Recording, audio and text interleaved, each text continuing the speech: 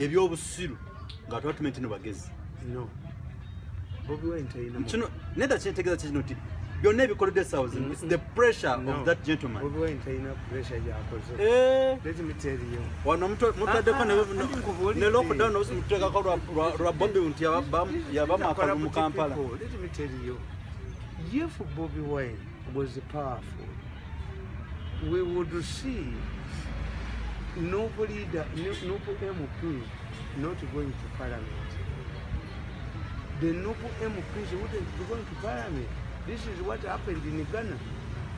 When the opposition in Ghana, led by former President Kufu, were defeated, they went to court. They boycotted the parliament until court pronounced itself over the matter. That's one. If Bobby Wine was cheated, how could his MPs go to parliament to legitimize a government that had cheated them? Are you talking about Samogari in 1980? So that one is wrong. Two, if we know that this man got a vehicle which is very expensive, and I know at one stage Bobby Wine would be embarrassed because, and I don't believe, nti okama kapa nojijjamu ekidomo nono gundi mayega yagenda ngebweru leti eje motoka ya kabaka ofana bwito Museveni yakubira kabaka motoka. The only thing Sematimba bwe yabba abaganda yamugulira tent bamugulira tent papa mamuna ne kabba abantu wano mu CBS musonde sente leti obujjaje kuzi Sematimba yakulaje akati nkuboli ti motoka eyo has exposed Bobby Wine. Why?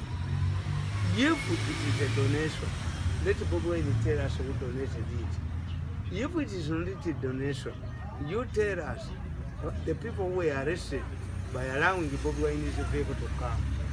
Three, how could Bobby Wine accept Museveni's offer to Jukuwadi? Walabye konge motoka ya Katumba gye bakubya amasasi Museveni yamuwaddenga. Eya Bobby Wine years in fully. Omukwano guli awo wakati wa Museveni ne Bobby Wine ogumanyi. Tati kyotegeeza. Nti by now okolagana. Bobby Wine ne Museveni bazanya Bobadi. Kankubulire nga ndi Bobby Wine ne mukwate motoka ya. Ate mujinziriza mutya. Nkakasa ndi ebyuma bimwagitaddemu. Nanti. Yes, agipe tax. Ekyo kulwange ng'omuntu kibadde kitegeeza bwe kikinti. Singa Bobby Wine afuna akabenji singa bamukuba amasasi nga ali business za bulijjo nga ine motoka eri hamad, then he will be affected by international community. Anti kyenkubuuza, who has paid the tax? No, babi cheko batite. You are a fool. You Bobby Wine faces danger as a presidential candidate. It would mean that even Mao faces danger. It would mean that even Amuriat faces danger. Have they benefited from government the same way Bobby Wine has benefited? Bobby Wine is a different class. Bobby Wine, yeah, abaliko waguru basonga. He's favored. He's favored. Museveni talked about Kabuleta. That I didn't know that my friend I competed. No. Oli atuzanyira ku mutolusi. Nedda nkubuulira. Let me tell you. Nze bwe ndiva mu government ne motoka yabwe nga bagitwala nga n'abaserikale babatwala nga nteekawo abamafumu. Kosa bakumanga kabaka. Ngazi amwe traditional chief. Mu tradition yafu, mu dini yange. Yes. Kakati the government bwe rigenda kati I cannot tell you nti Nvuma Museveni siri mu government. When the soldiers are protecting my families, when government is amafuta nzenge egulia mu motoka. Motoka yabwe tebali mafuta. Naye motoka yabwe mweri yosi. Abaserikale embalina webali wakana kati batu amakaga ngo nakakunya mitale police ne detective nabana bali muleya kakati tosobola kugamba nti we know the difference between an opposition leader ne government. Bobby Wine omusalo yali kusasudde kubanga this is going to be a permanent reminder to him. Oyagala revenue authority abala basasula abavu nga gwe motoka yo bagikuwa buwi. Yes, Bobby Wine would have paid the tax. those who donated this vehicle, nina mutabani wange oyo ntandise omususpect oyo Junior. Bamuweereza essimu ya bukaddo nga kuliko omusolo kakateka mu kitundu. Neŋŋaano zimu. Njagala ndaba zimusasula.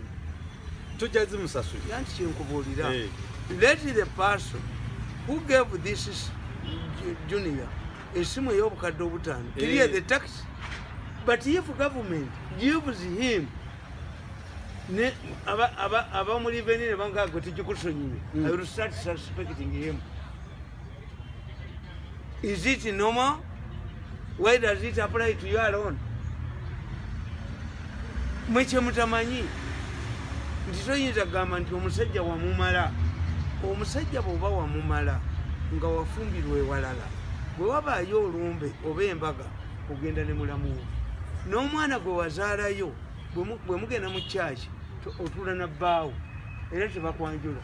Maama w'omwana ayimirire nga mukazi wange ayimirire mu kyaki, oli ayimirire na mukazi we. Kakati Bobi Wine, government that has impounded your vehicle nti yayingira makubo makyamu. Why should the same government give you an exemption? No. Bobi Wine would say, I don't need an exemption. The people who donated it to me, why is Bobi Wine sure? Unless there is a special arrangement with the government, how can Bobi Wine be sure that they have not tampered with this vehicle? What if Bobi Wine involves Lukwago Bamu Motoka Yitwala Mukatare Wakise Bamakanika Bajikebe? So therefore, Mwebagam, mu Uganda muntu asobola kulwanya olutalo alumalako except to me. Nava mu government 8 years ago.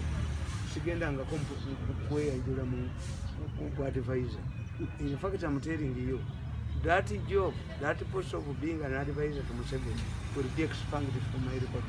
Tekiri sigalamu. Ono toyinza kunzija wali naba 5 billion nankajuka kasasi. I'm a friend of the president. I'm a supporter of the president, but I'm not his advisor. If